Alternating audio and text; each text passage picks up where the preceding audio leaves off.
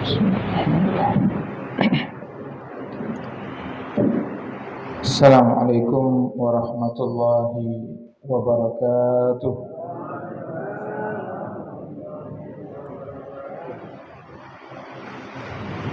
Alhamdulillah,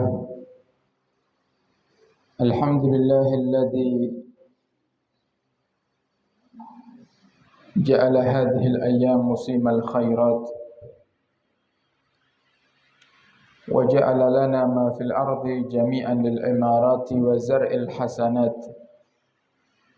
Allahumma salli wa sallim wa barik wa karrim wa majjid wa azim ala sayyidina wa habibina wa syafi'ina wa qurrati a'yunina wa nuri qulubina maulana Muhammad khairil bariyat wa qudwatil qadat wa ala alihi wa sahbihi al-anjumiz zahirat. Subhanaka la ilma lana illa ma 'allamtana innaka antal alimul hakim. Rabbi shrah li sadri wa yassir li amri wahlul 'uqdatam min lisani yafqahu qawli bijahin nabi wa sahbi wal ali. Dusturukum ya ahlad darak, dusturukum ya ahlan naubah, dusturukum ya ahlal hilli wal agad, amma ba'd.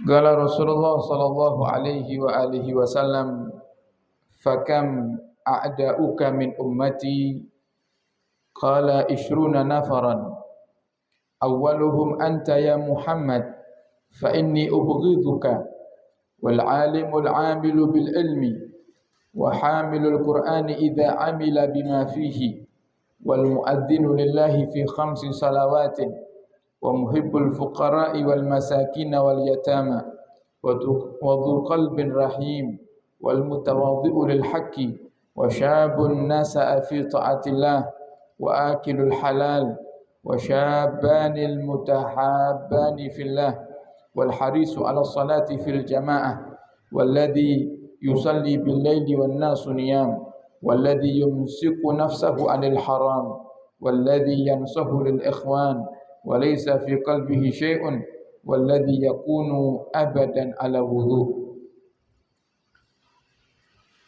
Alhamdulillah, kita bersyukur kepada Allah Ta'ala yang telah memberikan kepada kita kesempatan untuk menghambakan diri kepadanya dengan menjalankan salat maghrib berjamaah dan beriktikaf di Masjid Al-Tati Hidayah ini. Dan lebih utama lagi, kita melakukan semua ini di bulan yang mulia yang dikatakan di dalam kitab Kunuzud Dhahab oleh Al-Imam Qutbir Rabbani wa Ghusus Samadani Sultanul Awliya Syekh Abdul Qadir Al-Jailani, bahwasannya al-amalu salih fi syahri Rajab yutadha'af atau yudha'af lahu ajruh. Amal soleh yang kita lakukan di bulan Rajab itu dilipat gandakan pahalanya oleh Allah Ta'ala. Maka duduknya kita di majlis ilmu di bulan Rajab ini pahalanya tidak sama seperti duduknya kita di majlis ilmu di bulan-bulan sebelumnya. Maka nikmat yang besar yang telah Allah berikan kepada kaula panjenengan yang wajib untuk kita syukuri, sebagaimana apa yang Allah perintahkan dalam Al-Quran, la in syakartum la azidannakum wa la in kafartum inna adzabi lasyadid. Jika kalian mensyukuri nikmat-nikmatku, maka aku akan tambah nikmat itu. Wa la in kafartum, tapi jika kalian kufuri nikmat, kalian lupa, kata Allah, terhadap nikmat-nikmat yang telah aku berikan, maka sungguh siksaku begitu pedih. Tidak ada hari, tidak ada waktu yang kita lalui di muka bumi ini, para hadirin, kecuali semuanya dibarengi dengan nikmat-nikmatnya Allah Ta'ala. Bahkan terkadang ada sesuatu hal yang terjadi dalam kehidupan kita yang kita anggap musibah, tapi justru itu adalah nikmat dari Allah. Sebaliknya, ada nikmat ada sesuatu pemberian yang kita anggap itu nikmat dari Allah, tapi justru itu adalah musibah bagi kita. Ada satu ayat di dalam Al-Quran yang menceritakan tentang bagaimana kehebatan seseorang di zaman Nabi Allah Sulaiman alaihissalam yang bisa memindah singgasana bukan dari satu rumah ke rumah yang lain, bukan dari satu desa ke desa yang lain, tapi dari satu negeri ke negeri yang lain dalam waktu yang sangat singkat. Yang kemudian diabadikan oleh Allah dalam Al-Quran, yang dimana hamba tersebut berkata, ini semuanya karena anugerah dari Tuhanku Allah. Liyabluwani, yang Allah ingin mengujiku. Aku menjadi hamba yang bersyukur atau hamba yang kufur nikmat. Sehingga kadang para hadirin hadirat, sesuatu yang kita terima dari Allah, yang kita anggap itu nikmat, justru terkadang itu adalah sebuah ujian dari Allah. Allah kepingin tahu kita itu hamba yang bersyukur atau hamba yang kufur. Begitu juga sebaliknya, terkadang ada seseorang yang menganggap hal itu adalah sebuah musibah, tapi justru itu nikmat bagi orang lain. Sebagai contoh dalam hal masalah rizki, ada beberapa orang di Tunggul Sari ini, para hadirin hadirat, yang kerjanya tukang gali kubur. Gimana Pak? Yang Tunggul Sari ini lek seto napa kuburane langsung bolong dhewe ngoten. Mboten nggih, enten sing gali nggih. Nah, biasanya dari warga itu menyisihkan sebagian uangnya atau urunan untuk diberikan kepada tukang gali kubur. Nah, yang jadi masalah para hadirin, kalau tukang gali kubur ini yang memang kerjaan satu-satunya hanya menggali kubur, kemudian dia angkat tangan minta kepada Allah, ya Allah, lancarkan rezeki saya. Berarti jawabannya apa? Berarti kudu enak wong Tunggul Sari saya. Nah, sing mati. Makanya bahaya lah tukang gali kubur sedungan ini bahaya, gitu kan? Ya Allah, lancarkan rezeki saya. Lo kerjaannya cuma gali kubur dia. Berarti ada suatu hal yang diberikan oleh Allah kepada orang lain itu sebagai musibah, tapi justru itu nikmat bagi orang yang lainnya. Di dalam hati tukang gali kubur dia nggak suka kalau lihat orang lain sedih, itu dia nggak suka. Tapi yang memang pekerjaannya itu. Sehingga di saat dia minta, ya Allah lancarkan rezeki kami, ya Allah Subhanahu wa taala, menjadikan salah satu daripada cara mengijabahi doa tukang gali kubur ini, yaitu Allah wafatkan ada orang yang tinggal di sekitar situ. Nah, maka begitulah kehidupan di dunia ini para hadirin. Yang nikmat tidak bisa kita hukumi nikmat 100%, yang musibah juga tidak bisa kita hukumi musibah 100%. Kenapa? Karena dunia. Kalau kita ingin bertanya, lantas nikmat yang sempurna yang tidak ada satupun orang yang akan dirugikan dengan nikmat itu, kapan akan kita dapatkan? Nanti di surga. Ya kalau sudah di surga para hadirin, nggak ada nikmat itu yang bagi orang ini nikmat, bagi yang lain adalah musibah, itu nggak ada. Yang nikmat 100%, yang musibah 100%, itu akhirat. Yang musibah 100%-nya ada di neraka, yang nikmat sempurna ada di surga. Nah, maka kita hidup di dunia ini para hadirin, tugas kita mensyukuri apa yang telah Allah takdirkan untuk kita. Ridha dengan apa yang telah Allah berikan kepada kita. Karena dunia ini tempat untuk kita mengumpulkan bekal, bukan tempat untuk kita hidup kekal. Ad-dunya kama hilil maqar wa innama hilil mamar. Dunia bukan tempat untuk kita menetap, tapi dunia tempat untuk kita mengumpulkan bekal untuk akhirat yang kekal nanti. Nah, sehingga di saat kaulah panjenengan diberikan kesempatan oleh Allah bisa menghambakan diri kepadanya, beribadah, duduk di masjid semacam ini, yang mungkin tidak tiap hari bisa kita lakukan, tapi hamba yang dicintai oleh Allah adalah mereka yang ahli bersyukur, di saat-saat di mana Allah berikan kesempatan untuk beribadah kepadanya. Ma'asyiral hadirin, hadirat hafizakumullah. Ada satu hadis Nabi kita Muhammad di mana Nabi itu pernah berbincang dengan iblis, laknatullah alaih. Di antara pertanyaan yang Nabi ajukan kepada iblis di saat itu, Nabi berkata, "Fakam a'da'uka min ummati." Berapa banyak umat-umatku yang paling kamu benci?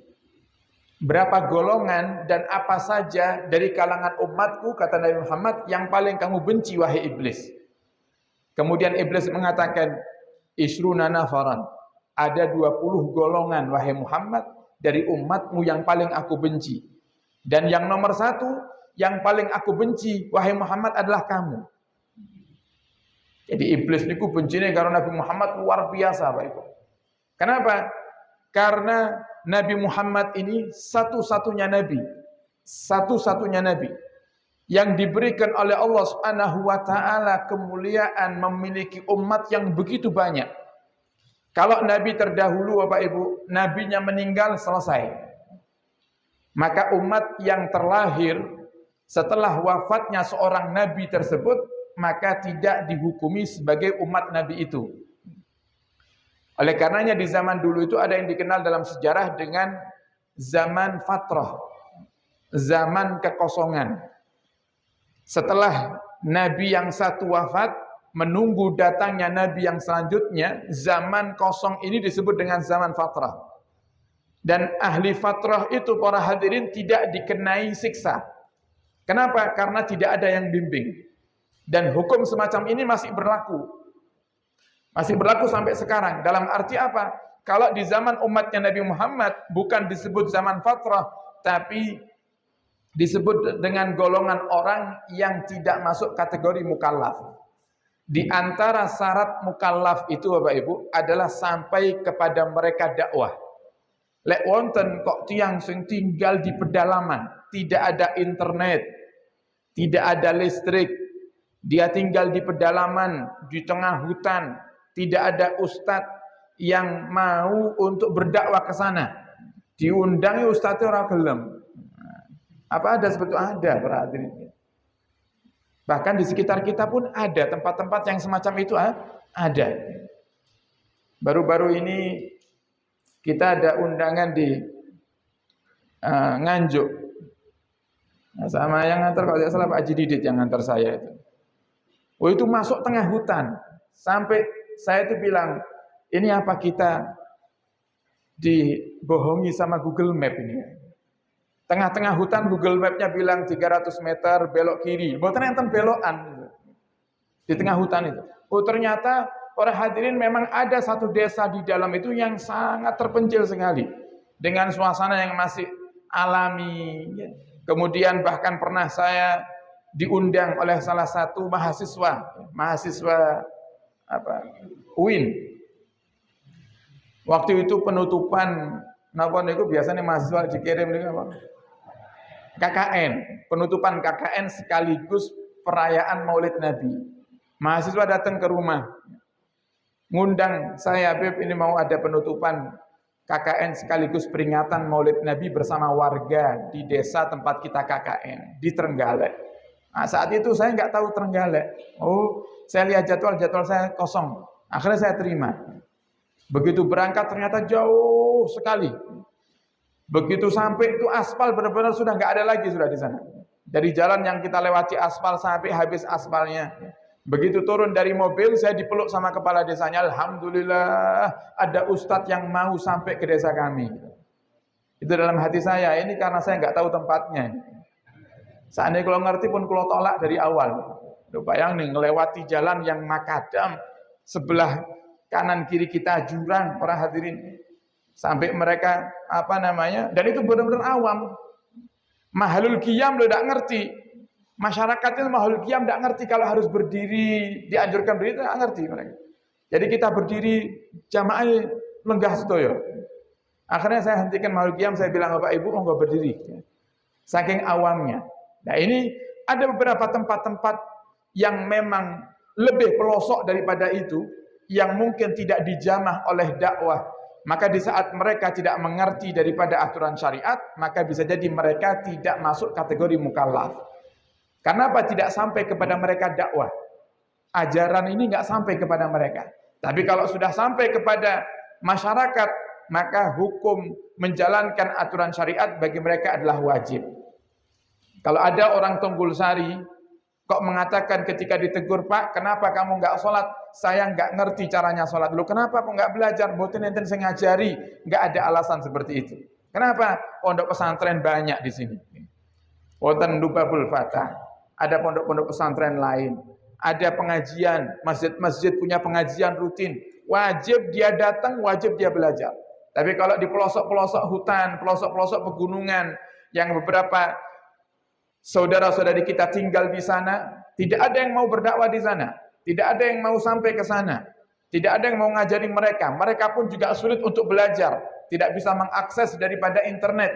Maka bagi mereka, mereka belum masuk kategori mukallaf. Nah, tapi kalau di zaman dahulu wonten yang namanya ahlu fatrah. Ahlu fatrah itu zaman yang kosong dari Nabi. Mereka tidak kena siksa, mereka tidak kena taklif karena memang tidak ada yang membimbing mereka.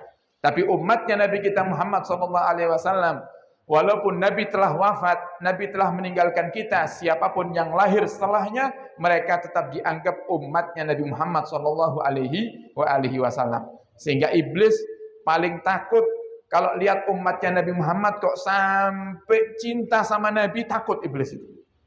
Dan bahkan orang-orang kafir sampai sekarang mereka mempercayai yang menjadikan umat Islam ini bersatu adalah karena mereka masih cinta kepada nabinya.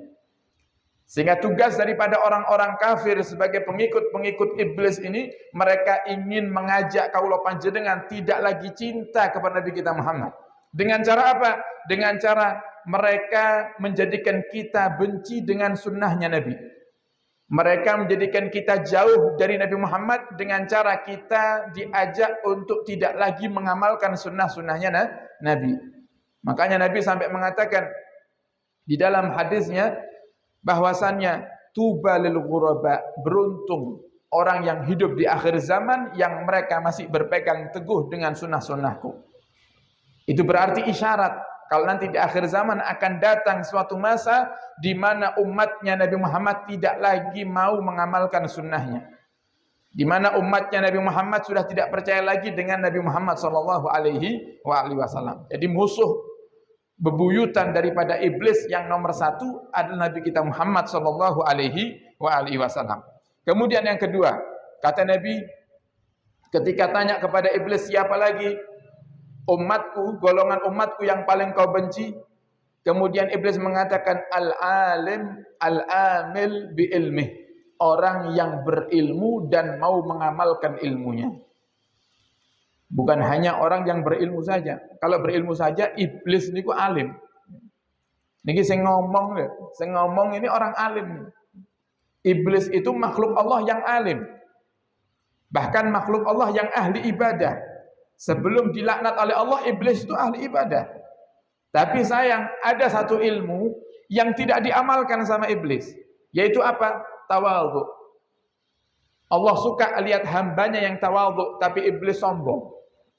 Disuruh tunduk sujud kepada Nabi Adam, iblis enggak mau. Merasa dirinya lebih baik. Khalaqtani min nar, engkau ciptakan aku ya Allah dari api dan Adam dari tanah. Harusnya Adam yang sujud kepadaku, kata iblis. Nah, karena kesombongannya, dia tahu sombong itu penyakit yang dibenci oleh Allah, tapi gak mau ngamalkan. Nah, karena iblis tahu, oh Allah itu paling benci kalau lihat ada orang yang tahu sebuah hukum, tapi dia tetap melanggarnya, maka iblis mengatakan yang paling aku benci adalah orang yang mau mengamalkan ilmunya. Makanya ngaji seperti ini, para hadirin, duduk di majelis seperti ini menjadi ibadah yang terbaik. Jadi kalau kita ditanya, Ustaz, ibadah apa yang paling terbaik? Nomor satu ngaji, belajar ilmu. Kenapa seperti itu?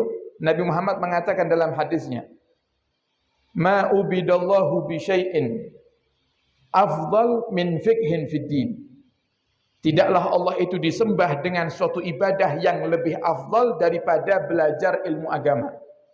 Dan di situ dipakai nama fikih oleh Nabi Muhammad yang berkaitan dengan aturan syariat. Artinya tidak ada ibadah yang lebih Allah cintai daripada belajar ilmu agama. Kalau kita katakan salat, ya, ada hadis Nabi mengatakan afdalu ibadati ummati as-shalah, paling baiknya ibadah umatku salat. Ada riwayat Nabi juga mengatakan afdalu ibadati ummati tilawatul Quran, paling baiknya ibadah umatku itu ngaji Quran. Tapi semuanya akan bernilai ibadah kalau panjenengan barengi itu semua dengan ilmu agama. Ngaji Quran itu ibadah mboten? Ibadah mboten? Ibadah. Tapi kalau orang yang junub ngaji Quran, tetes ibadah mboten? Jadi ibadah enggak? Nah, enggak jadi ibadah, malah dosa. Orang yang hadas besar, belum mandi besar, dia baca Quran enggak boleh. Enggak boleh dia baca Quran. Nah, padahal baca Quran itu kan ibadah. Nah, kenapa? Karena dia enggak ngerti ilmunya. Orang yang enggak punya wudu baca Quran boleh enggak? Orang enggak punya wudu baca Quran boleh enggak? Nah, ini tertipu dengan pertanyaan saya.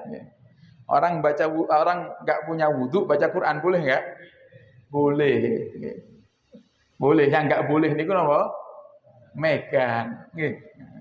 Orang enggak punya wudu megang Quran. Ini pendak ngantuk nih. Sengaja saya ngetes nih. Orang enggak punya wudu itu enggak bolehnya megang Quran. Tapi lek maca Quran boleh tanpa megang. Buktine napa jenengan lek diundang yasinan wudu dhisik napa mboten? Moro-moro teko ngoten nggih.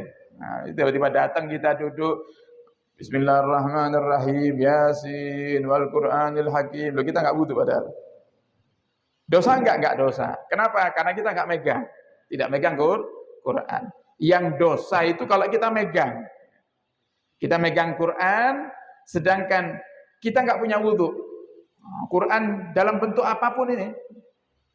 Bahkan napa niku para hadirin satu kertas, jenengan kok enggak ada kertas, di situ ada satu ayat Quran saja. Satu ayat Quran, tidak ada tulisan lain kecuali ayat Quran. Memegangnya hukumnya harus pakai wudu.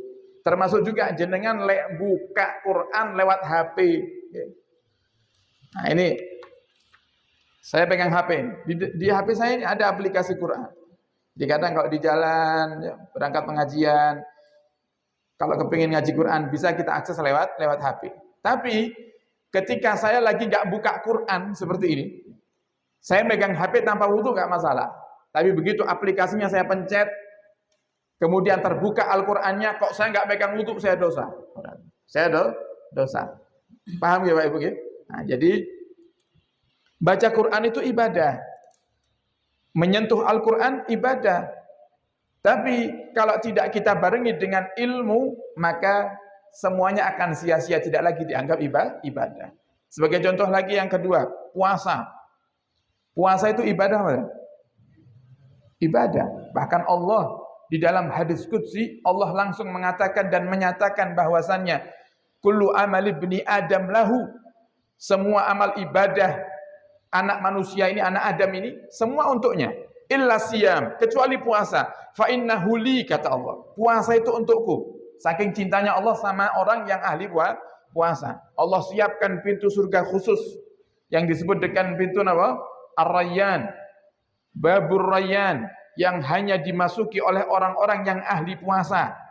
Alhamdulillah, Bib, kalau niki saben tahun poso napa Ramadan. Lek namung Ramadan ya dianggap, gitu kan? Sing dianggap ini poso Ramadan ditambah sunnahnya. Lek mboten saged sunnah yang sifatnya mingguan, di minimal sing tahunan aja ditinggal. Puasa apa tahunan? Tasu'a, Asyura. Kemudian apa? Tarwiyah, Arafah. Nanti ada puasa Rajab. Satu Rajab mau puasa-puasa. Nah, ini tambahan-tambahan ini yang menjadikan kita nantinya akan masuk ke dalam surga lewat pintu Ar-Rayyan. Tapi puasa itu yang aslinya ibadah menjadi sebuah dosa, bahkan dianggap maksiat kalau kita tidak melakukannya sesuai syariat.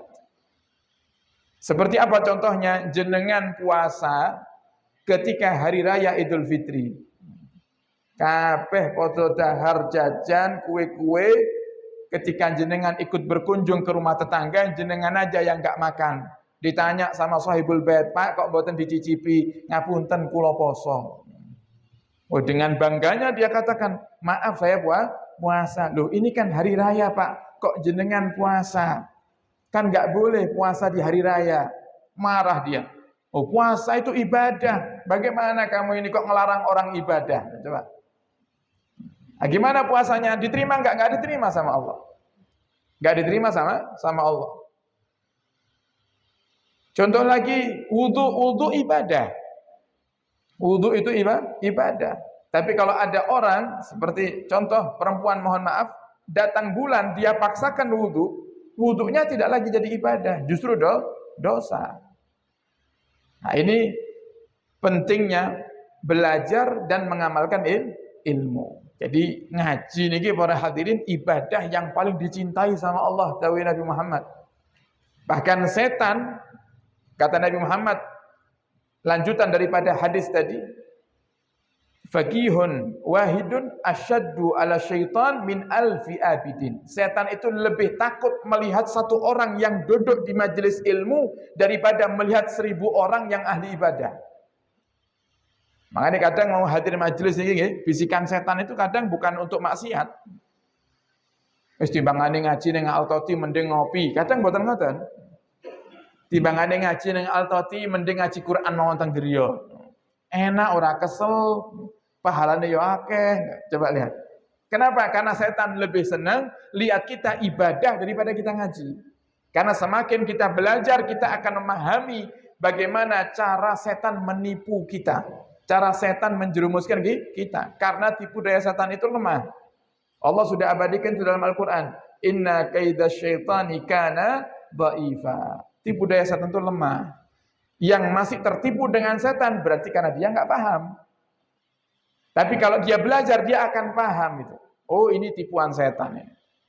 Setan menyuruh saya untuk melakukan ibadah yang lain supaya saya nggak istiqamah lakukan ibadah ini. Jenengan tiap hari sudah baca Quran, kemudian satu hari setan bisiki, "Pak, pun maca Quran ini mandek dhisik, diganti karena ini bulan Rajab, jenengan istighfar ae." Padahal itu tipuan setan. Supaya apa? Supaya kita nggak ngaji Quran lagi. Karena yang Allah cintai daripada ibadah kita itu yang istiqamah. Bukan yang sekali dua kali buyar, ganti malih, sekali dua kali ganti HP. Tahun ini HP ini Vivo, tahun depan Samsung. Tahun depannya malih ganti Oppo, kontak ganti. Yang Allah senang itu yang istiqamah. Kalau kita mau nambah, yang istiqamah jangan ditinggal. Yang istiqamah tetap lanjutkan, kerjakan. Jadi sifatnya menambah, tanpa mengurangi, tanpa mengganti. Itu yang Allah suka. Nah, tapi kadang kan setan gitu. Kadang setan itu kalau bisiki kita, para hadirin, bukan hanya dengan cara mengajak kita untuk bermaksiat, tapi kadang mengajak kita untuk ibadah dengan tujuan supaya kita meninggalkan ibadah yang sudah kita istiqamahi. Karena di antara salah satu cara untuk meraih wafat dalam keadaan husnul khatimah niku ya adalah istiqamah. Kata Nabi Muhammad dalam hadisnya, mata syakhsu ala ma asya alaih. Manusia itu mati menurut kebiasaannya. Lek kebiasaan ngaji Quran, ya nanti wafatnya ngaji Quran. Kalau kebiasaannya salat malam, nanti wafatnya ya salat malam.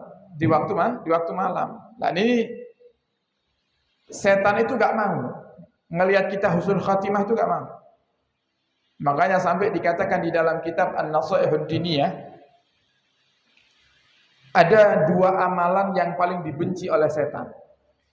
2 amalan umatnya Nabi niki yang paling dibenci sama setan. Apa yang pertama adalah salawat. Salawat kepada Nabi Muhammad. Yang kedua adalah meminta husnul khatimah kepada Allah Ta'ala. Jadi setan itu kalau ada orang kok berdoa, Ya Allah biha, ya Allah biha, ya Allah bihusnil khatimah. Itu kata setan, qasama dhahri. Rasanya remuk tulang-tulangku ini kalau dengar orang kok minta husnul khatimah kepada Allah. Loh kenapa? Karena kalau sampai Allah kabulkan berarti kan usahanya setan sia-sia. Selama ini setan nyuruh kita menjauhi para ulama, setan nyuruh kita menjauhi ibadah, setan nyuruh kita menjauhi Nabi Muhammad. Suatu hari kita berdoa dengan hati yang khusyuk sungguh-sungguh kepada Allah, ya Allah, wafatkan kami dalam keadaan husnul khatimah. Kalau Allah kabulkan, berarti semua usaha, upaya setan untuk menjadikan kita ahli neraka ini sia-sia. Gak mungkin ada orang yang matinya husnul khatimah kok masuk neraka, gak mungkin. Kalau sudah husnul khatimah berarti masuk surga. Namanya aja husnul khatimah. Lawan katanya su'ul khatimah. Husnu artinya baik. Khatimah penutup, pungkasan yang baik. Kalau pungkasannya baik berarti dia hamba yang sukses. Maka Allah akan sediakan kubur yang lapang, penuh dengan nikmat, surga yang terbaik. Nah, setan nggak mau itu. Nah, jadi musuh yang kedua daripada setan, kata iblis adalah orang yang belajar dan mau mengamalkan ilmunya. Kemudian yang ketiga, hamilul Quran. Idza amila bima fihi. Orang yang cinta dengan Al-Quran.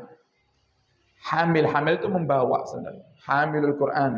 Makanya perempuan kalau mengandung kan disebut hamil bahasa Arab. Bawa apa? Bawa anak dalam perutnya. Hamilul Quran, orang yang membawa Quran. Dalam arti orang yang hobinya baca Quran. Entah dengan cara dia hafalan atau dengan cara dia baca. Kemudian kata iblis, dan dia mau mengamalkan.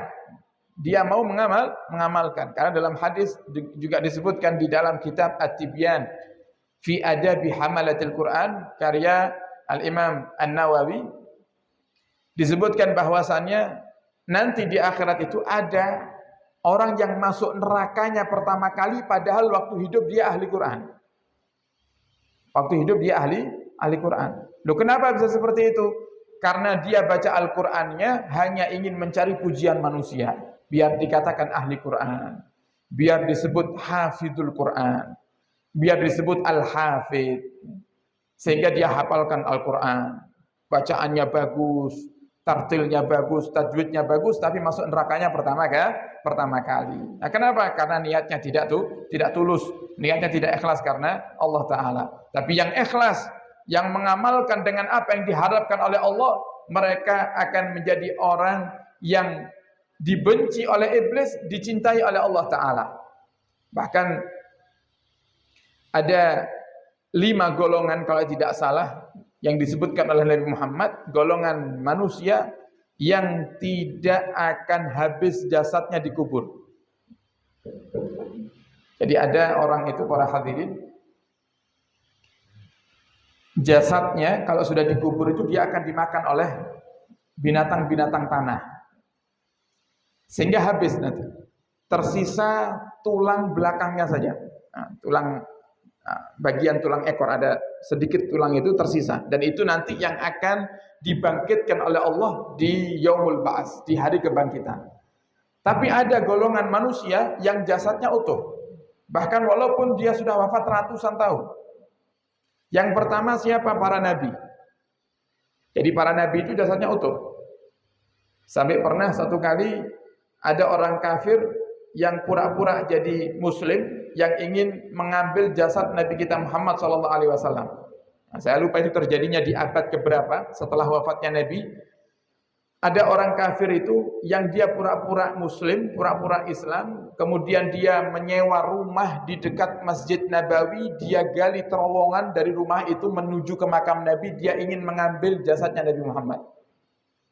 Jadi orang kafir pun yakin kalau jasadnya Nabi Muhammad itu utuh.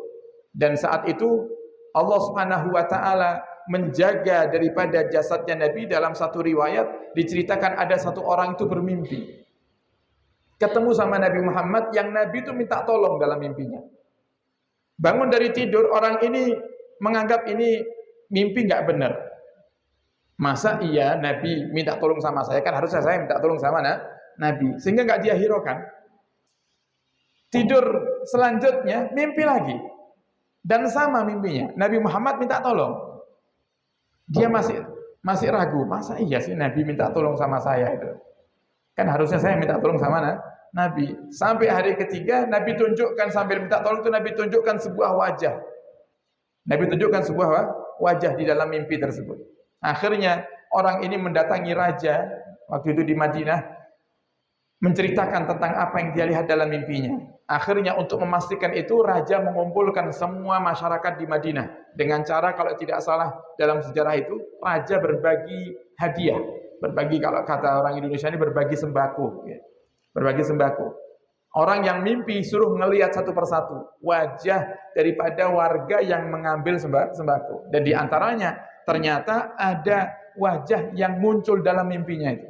Akhirnya diikuti, ternyata dia punya rumah di dekat Masjid Nabawi. Ditanya, ternyata orang baik, orang ramah sekali. Tidak ada kecurigaan di hati raja dan orang yang bermimpi ini kalau ini orang jahat. Kemudian keluar, si raja itu pergi meninggalkan rumah daripada orang yang dekat dengan Masjid Nabawi ini. Tapi Allah Subhanahu wa taala itu menggerakkan hati raja untuk kembali. Karena teringat di rumah orang tersebut ada sebuah permadani, karpet. Raja itu penasaran di bawah karpet itu. Nah, ternyata di bawah karpet itu ada sebuah lubang yang digali sampai mendekat ke makam Nabi Muhammad SAW. Dan setelah ketahuan para hadirin, mulai saat itu Masjid Nabawi itu mulai sekarang dipagari, sampai sekarang dipagari dengan pagar beton yang begitu dalam. Nah, sehingga tidak ada lagi orang kafir yang punya niatan aneh untuk membongkar makam Nabi kita Muhammad SAW. Jadi yang pertama, yang jasadnya utuh para nabi. Yang kedua, syuhada, orang-orang yang mati syahid.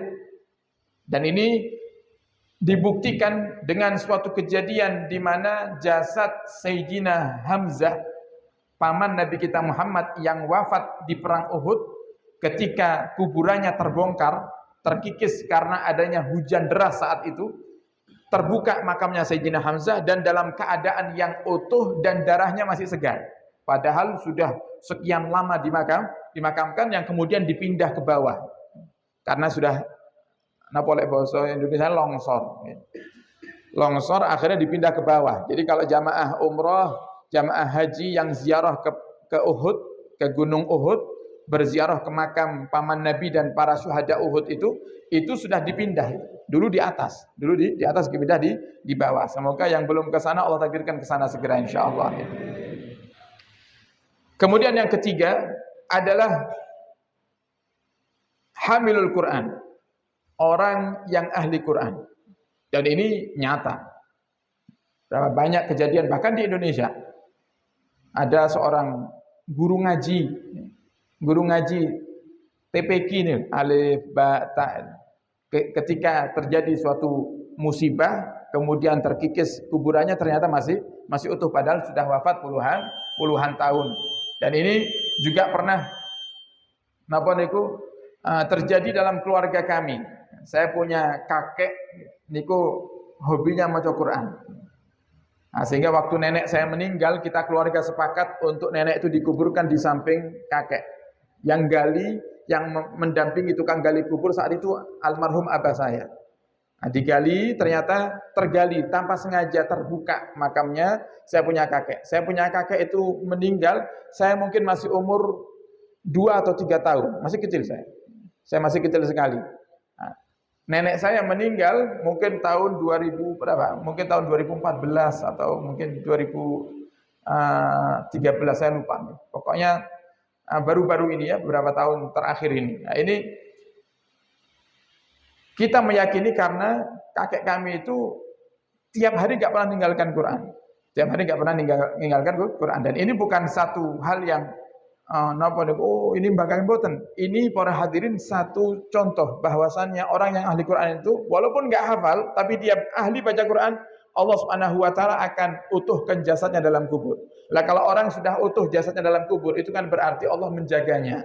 sehingga dijauhkan daripada siksa kubur. Nah, itu orang yang ahli Quran. Oleh karenanya para hadirin, mumpung masih ada kesempatan, ayo kita jadi ahli Quran. Kita baca Quran. Kalau kita nggak bisa sehari 1 juz, ya, dibagilah minimal kita bikin di Asyifa, kita bikin program bersama teman-teman termasuk Mas Akbar, kita bikin program Asyifa mengaji. 1 pekan 1 juz. 1 pekan 1 juz. Kalau kita pakai Quran yang cetakan Madani, para hadirin 1 juznya itu 10 lembar. 1 juz itu 10 lembar. Itu kan bisa kita bagi dalam sepekan. Misal 2 lembar sehari, 3 lembar sehari, sampai 1 juz, nanti setiap malam Senin kita hatamkan bersama-sama. Nah, karena Nabi juga dikatakan oleh sebagian ulama, inda khatmil Quran dakwatun mustajab. Ketika dihatamkan Al-Quran itu, di situ ada doa yang akan diijabahi oleh Allah Ta'ala. Nah, sehingga kami himbau untuk menghidupkan Al-Quran. Kemudian yang keempat, yang paling dibenci oleh iblis dan juga jasadnya akan utuh para hadirin di kubur adalah muadzin. Orang yang mengumandangkan adzan. Orang yang mengumandangkan adzan. Bahkan di sini disebutkan hadisnya, al-muadzin al-muhtasib, kata Nabi Muhammad. Orang yang mengumandangkan adzannya ikhlas, mboten ngarep napa-napa. Murni kepingin cari pahala. Murni lillahi ta'ala. Seandainya kok ada muadzin yang kemudian oleh masjid, oleh pengurus diberikan hadiah, tapi hatinya nggak ngarep itu, dia masuk kategori ikhlas. Dia masuk kategori ikhlas. Karena kalau dihargai para hadirin, muadzin ini seandainya pun dikasih, panjenengan kasih bisyarah muadzin itu dengan jumlah yang cukup besar, tetap dia jasanya lebih mulia. Jasanya lebih mulia. Coba jenengan bayangkan, gara-gara dia adzan, para hadirin, satu perumahan ini menjalankan sholat. Coba orang mau sholat maghrib, kalau muadzinnya nggak adzan-adzan, ragu dia mau sholat. Wis adzan kok urung sih. Kok orang kurung adzan kan gitu. Jenengan mau buka puasa, kalau muadzinnya nggak adzan-adzan gimana coba? Ragu. Gitu kan? Ragu. Makanya muadzin itu dikatakan oleh Muhammad, al-muadzinu mu'taman. Orang yang bertugas mengumandangkan adzan itu punya amanat. Dia punya tugas yang dia emban. Apa diantaranya? Yaitu mengumandangkan adzan tepat pada waktunya. Nah, repot kalau kumandangkan adzannya para hadirin nggak tepat waktu. Napa malih lek Ramadan, repot. Ini dulu pernah satu kali di satu daerah, pas saya lagi di sana itu pas bulan Ramadan, saya nunggu adzan, mau buka. Kok enggak adzan-adzan? Saya tunggu lama, enggak adzan-adzan. Ya saya akhirnya enggak buka. Sampai mungkin ternyata adzan itu setelah 15 menit dari waktunya. Ini ibarat sekarang adzan jam 6, ini adzan jam 6:04. Baru adzan. Oh ternyata para hadirin, mungkin muadzinnya buka dhisik baru adzan. Ini masak nih masyarakat. Makanya para ulama itu ngajari gimana muadzin. Muadzin kan juga manusia. Dia kan juga puasa. Nah kalau Ramadan gimana? Para ulama mengatakan batalkan puasanya dulu. Jadi kalau sudah masuk waktu, muadzin minum. Nah, minum secukupnya. Setelah itu adzan. Nah, baru setelah adzan dia lanjutkan bukanya. Nah, jangan dibalik. Minum air. Bareng ngoten ngopi. Ngopi makan gorengan. Makan gorengan sego pecel gelegean baru adzan. Nah, ini masakne jamaah. Gitu kan? Nah, muadzin itu pahalanya besar. Sampai Nabi katakan, al-muadzin al-muhtasib kasyahid. Orang yang mengumandangkan adzan itu selagi dia ikhlas, maka pahalanya seperti orang yang syahid. Pahalanya seperti orang yang syahid. Mata lam yudawwat fi qabrih. Dan Nabi Muhammad mengatakan jika dia wafat, maka dia tidak akan pernah disentuh oleh cacing tanah di dalam kuburnya. Jadi langsung Nabi yang mengikrarkan. Makanya Nabi sampai mengatakan, seandainya umatku tahu betapa besarnya pahala sholat di shaf pertama dan juga mengumandangkan adzan, maka pasti mereka akan rebutan untuk sholat di shaf pertama dan mengumandangkan adzan. Kalau sudah seperti ini kan berarti ada kemungkinan Kemungkinannya apa? Oh, berarti Nabi katakan seperti ini, nanti suatu hari akan ada umatnya Nabi Muhammad itu sing adzan ora gelem. Salat di saf pertama tidak mau. Malah yang ada cari saf terakhir. Nah, kapan itu ya? Sekarang, gitu kan? Tapi jangan tinggal Jumatan. Kadang di sini masih kosong, duduk di ujung sana. Nah, malih lek pun kelihatan di depan ada nasi barokah, nggih. Nasi Jumat berkah nih kowe. Ini pernah saya Jumatan di Nganjuk, para hadirin. Belum azan ini. Saya masuk masjid itu belum azan. Azan masih berapa menit lagi. Saya lihat masjid penuh.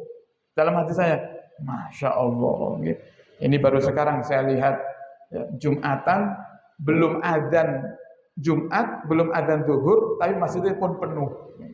Masjidnya sudah penuh. Akhirnya kalau wudhu, sambil wudhu ini saya bingung. Saya dapat tempat enggak ya nanti? Nah, begitu selesai wudhu, ternyata di bagian dalam masjid masih kosong, melompong. Buat ternyata tiang belas. Saya sampai heran, ini kenapa orang-orang kok pada duduk di luar semuanya? Akhirnya saya masuk ke dalam, padahal di dalam tuh enak karpetan, gitu. Masuk ke dalam. Dan ternyata saya pikir, oh mungkin di dalam panas. Ternyata enggak, sampai Jumatan selesai, di dalam itu tetap sejuk. Ya. Dicukupi semuanya, bahkan mungkin ada AC-nya apa, saya lupa. Gitu. Enak di dalam itu. Nah begitu, Assalamualaikum, habis sholat. Assalamualaikum warahmatullahi wabarakatuh. Baru saya sadar, oh ternyata sing marai duduk di luar semua ini karena ada nasi Jumat berkah nih. Lek duduk di dalam, tidak kebagian. Akhirnya apa? Rebutan duduk di luar cepet-cepetan supaya dapat nasi Jumat berkah. Ya, satu sisi itu baik, sisi lain ada kurang baiknya. Makanya ini juga di satu pelajaran buat takmir masjid yang mengadakan nasi Jumat berkah itu bagus. Itu termasuk ibadah yang sangat dicintai oleh Allah dan Rasulnya, berbagi makanan. Dulu waktu Nabi Ibrahim selesai merenovasi Ka'bah, Nabi Ibrahim sholat 1000 rakaat di setiap sudut Ka'bah. Karena ada sudut Hajar Aswad, rukun Hajar Aswad, ada rukun Yamani, ada rukun Iraqi, ada rukun Sami, ada 4 sudut. Setiap sudutnya Nabi Ibrahim itu sholat 1000 rakaat, berarti kali 4, 4000 rakaat. Begitu selesai direnovasi, Nabi Ibrahim sholat 4000 rakaat. Apa kata Allah? Wahai Ibrahim, alangkah baiknya apa yang kau lakukan. Bagus sholatmu wahai Ibrahim, tapi ada yang lebih baik daripada itu. Apa itu ya Allah? Memberikan sesuap nasi, sesuap makanan kepada orang yang lapar, itu lebih baik daripada sholat 4000 rakaat. Baik. Program nasi Jumat berkah itu bagus. Nah, tapi panitia kalau bisa disediakan, disisihkan. Sebagian disisihkan untuk apa? Untuk mereka yang istiqamah menyelesaikan wirid habis Jumat. Jadi biar yang dapat napa niku bukan hanya orang sing kesusu, tapi sing tetap sabar wiritan sampai selesai sempurna juga dapat. Karena mereka juga berhak, tapi mereka ingin jaga istiqamahnya. Mungkin dalam hati mereka ada yang, ya Allah saya lapar, tapi kalau saya keluar ya Allah saya enggak istiqamah berzikir kepadamu, maka ya Rabb saya pasrahkan kepadamu terkait dengan rezeki saya. Kemudian kita panitia membuat aturan, sebagian dibagikan setelah salam langsung, sebagian ada yang disisihkan untuk mereka yang istiqamah duduk di dalam masjid sampai wirid selesai. Nah ini para hadirin, satu bukti bahwasanya di akhir zaman itu umatnya Nabi Muhammad itu enggak paham kalau duduk dan sholat di saf pertama itu menjadi kemuliaan yang besar. Dan yang kedua, adzan. Coba lihat, Nabi katakan seandainya umatku tahu pahalanya besar, mereka akan rebutan. Coba saya kepingin tahu mana ada masjid sing muadzini rebutan, enten tarik-tarikan mik, aku wae. Ada seperti itu? Enggak ada. Malah yang ada hampir setiap takbir masjid itu kesulitan cari muadzin. Kesulitan cari muadzin. Apalagi kalau muadzinnya pun sepuh, kemudian enggak lama meninggal, bingung sing ganti nih, kan? Bingung mau cari ganti nih, bingung. Siapa yang bakal jadi muadzinnya? Nah, makanya yang punya keahlian untuk memandangkan azan, kumandangkan azan.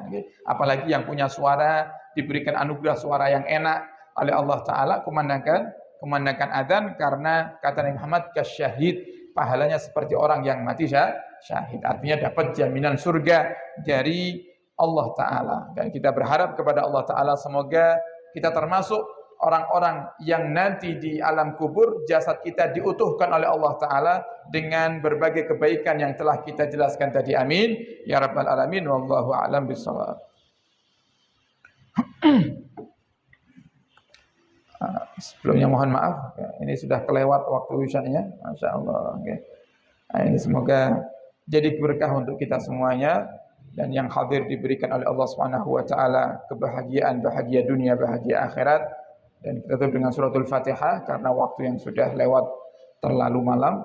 Nah, semoga semua yang hadir di malam hari ini diberikan panjang umur oleh Allah taala dalam ketaatan serta sehat wal afiah, dan diampuni segala dosa. Begitu juga orang-orang yang kita cintai, orang tua kita, guru-guru kita, dan kakek nenek kita, saudara-saudari kita yang telah mendahului kita, semoga diampuni semua dosanya, dilapangkan kuburnya, dan diangkat derajatnya, dan semoga yang hadir diberikan oleh Allah Subhanahu wa taala kesehatan zahir dan batin, kesehatan jasmani dan rohani, dan semoga Allah Subhanahu wa taala kabulkan semua hajat kita, hajat dunia, hajat akhirat. Allah berkahi kita di bulan Rajab dan Sya'ban, dan Allah sampaikan kita kepada bulan Ramadan, dan semoga Allah Subhanahu wa taala takdirkan kita semuanya bisa segera ziarah Mekah dan Madinah, menjalankan ibadah haji dan umrah, dan ziarah Nabi kita Muhammad sallallahu alaihi wasallam, dan pada puncaknya setelah panjang umur Allah wafatkan kita semuanya dalam keadaan husnul khatimah. Ala hadhihi niyyah wa ala kulli niyatin salihah bi jahin nabi wa alin nabi ila hadratin nabi sallallahu alaihi wasallam. Bisirril Fatihah.